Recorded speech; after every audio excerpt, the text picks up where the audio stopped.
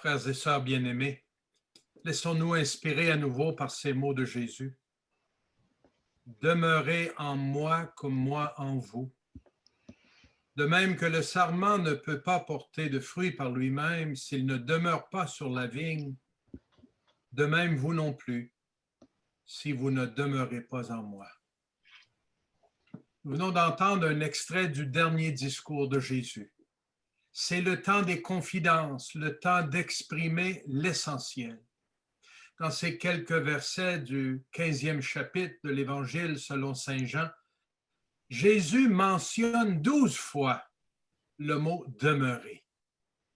Il se prépare à partir, mais il désire ardemment demeurer dans le cœur de ses disciples et qu'ils demeurent en lui.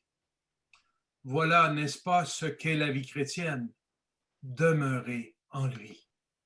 Jésus utilise l'image de la vigne et comment les sarments sont attachés à la vigne. Sans cela, pas de vie possible et pas de fruits à l'horizon. Demeurez en moi comme moi en vous. Quel grand mystère de communion, de proximité, d'intimité. Voilà, chers amis, ce que Dieu a désiré depuis toujours, et cela malgré nos égarements, nos révoltes, notre péché. La communion, l'unité avec le Seigneur est le chemin indispensable, incontournable pour bâtir l'unité entre nous. Car en dehors de lui, c'est Jésus qui le dit, nous ne pouvons rien faire. Demeurer en Jésus n'est pas quelque chose de passif, mais d'actif.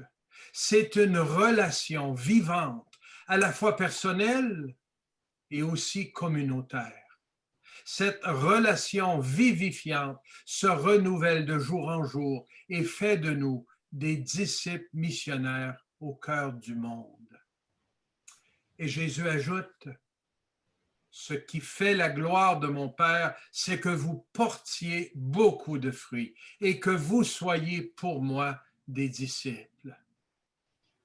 Intéressant de nous rappeler que s'il est vrai que les sarments ont besoin de la vigne, du tronc pour recevoir la sève, la vigne a besoin des sarments. Car nous le savons, ce n'est pas le tronc, la vigne qui produit les fruits, mais les sarments. Jésus attend de nous, ses sarments, ses disciples, que nous produisions beaucoup de fruits.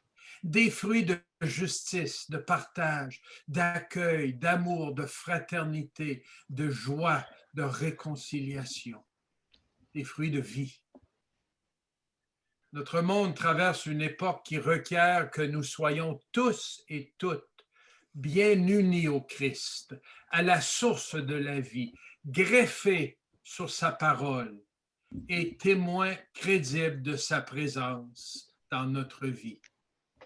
Ainsi, nous serons de plus en plus unis entre nous et nous porterons les fruits que notre Dieu attend de nous. Le Seigneur n'a jamais cessé d'espérer cette unité, cette fécondité. Avançons dans la foi. Engageons-nous résolument sur ce chemin. Voici ce que je vous commande, dit Jésus, c'est de vous aimer les uns les autres.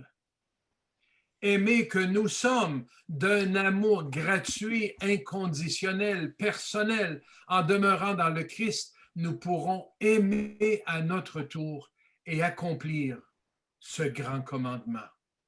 Plus que nos discours, c'est l'amour vécu au quotidien qui témoignera qu'effectivement, nous appartenons au Christ et que nous demeurons en lui. J'aime beaucoup ces mots attribués à Saint François d'Assise que vous connaissez certainement. Il disait « Prêchez l'Évangile en tout temps. Si c'est nécessaire, utilisez des mots. » Frères et sœurs bien-aimés, que l'Esprit du ressuscité achève en nous ce qu'il a commencé, qu'il nous purifie de tout ce qui empêche la communion, l'unité, le témoignage lumineux de la bonne nouvelle qu'est l'Évangile. Ainsi, notre vie personnelle, notre vie communautaire portera des fruits en abondance. Nous pourrons alors vivre cette parole de Jésus. À ceci, tous reconnaîtront que vous êtes mes disciples si vous avez de l'amour les uns pour les autres. Je rends grâce avec vous, chères sœurs, chers frères, pour cette rencontre d'aujourd'hui, de prière, de louange, de supplication et d'action de grâce. Nous nous abreuvons ensemble à la sève de la vie, Jésus-Christ. Que la moisson soit généreuse et produise des fruits abondants dans la vie du monde.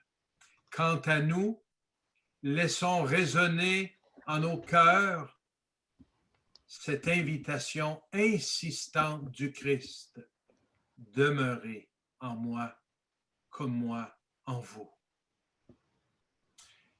Et si je me permets d'ajouter un mot, ces jours-ci, comme nous le savons, en notre pays, nous connaissons non seulement les vagues de la pandémie qui affectent toute la population, mais aussi une vague d'indignation, de douleur et de souffrance causée par les révélations troublantes au sujet des enfants autochtones arrachés à leur famille et privés de leur langue, de leur culture et de leur liberté.